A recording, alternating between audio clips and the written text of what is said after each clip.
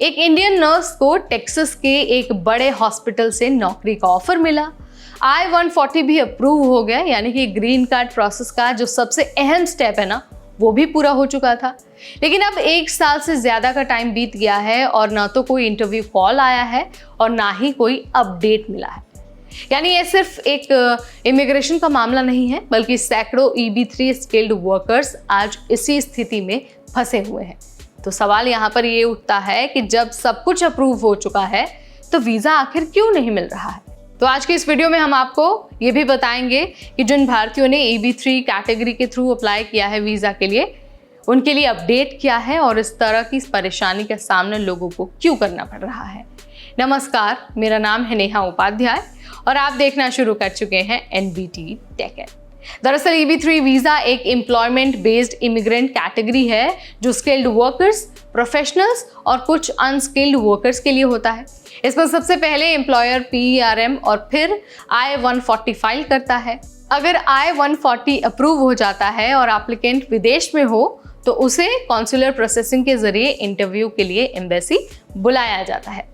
उस इंटरव्यू के बाद इमिग्रेंट वीज़ा इशू होता है और फिर व्यक्ति अमेरिका जाकर ग्रीन कार्ड ले सकता है।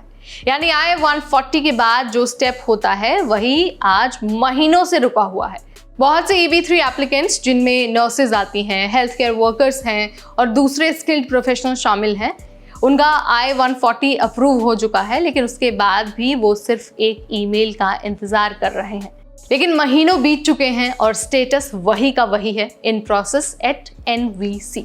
यानी ना तो कोई अपडेट मिल रहा है, ना कोई टाइमलाइन है और ना कोई कस्टमर सर्विस रिस्पॉन्स। ये डिले सिर्फ फ्रस्ट्रेटिंग ही नहीं है, बल्कि ये लोगों की जिंदगी पर भी पॉज लगा रहा है। कोई नौकरी छोड़ने से डर रहा है तो कोई परिवार को छोड़कर इंतजार कर रहा है।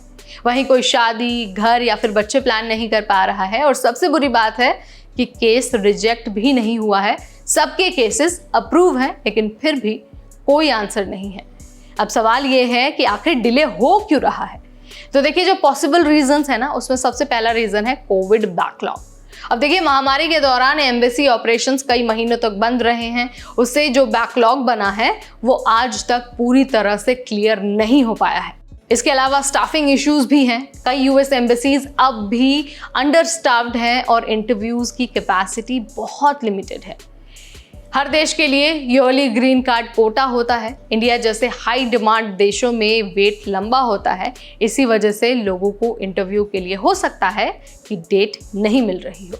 इसके अलावा जो इमीडिएट रिलेटिव हैं और एडजस्टमेंट ऑफ स्टेटस वाले केसेस हैं, उनको कॉन्सुलर EB-3 से ज़्यादा प्रायोरिटी देता है। ये भी वजह है कि लोगों को महीनों से इंटरव्यू का इंतज़ार करना पड़ रहा है। यानी ये डिले सिर्फ प्रोसेस का मुद्दा नहीं है, बल्कि ये लोगों के करियर, परिवार और मेंटल हेल्थ पर भी सीधा असर डाल रहा है। कुछ लोगों के जॉब ऑफर्स खतरे में हैं, हॉस्पिटल्स ज़्यादा इंतज़ार नहीं करते हैं। कुछ लोगों को अब नए मेडिकल एग्जाम्स या फिर पुलिस क्लियरेंस करवाने पड़ रहे हैं क्योंकि पुरानी वैलिडिटी एक्सपायर हो गई है। वहीं कुछ एप्लीकेंट्स इमोशनली ब्रेक हो चुके हैं और हर महीने वीज़ा बुलेटिन चेक करते रहते हैं, लेकिन बदलता कुछ नहीं है। टैलेंट, टाइम और ट्रस्ट, तीनों ही इस सिस्टम में खो रहे हैं। तो अगर आप EB-3 बैकलॉग में हैं तो कुछ ऐसी चीज़ें हैं जो आप कर सकते हैं एज अ इंडियन। ठीक है, सो सबसे पहले तो NVC इंक्वायरी भेजें, CEAC या फिर पब्लिक इंक्वायरी सिस्टम से।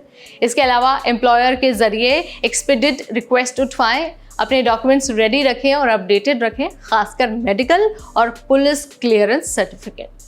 इसके अलावा आप सोशल मीडिया पर भी अपनी परेशानी साझा कर सकते हैं। कई बार सोशल मीडिया पर भी आपको आइडियाज़ मिल जाते हैं, आपको रिस्पॉन्स मिल जाता है।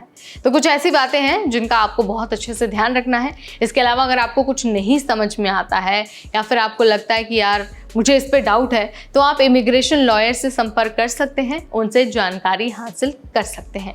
इस वीडियो में फिलहाल इतना ही। तब तक मुझे यानी नेहा को दीजिए इजाज़त। Keep watching NBT take.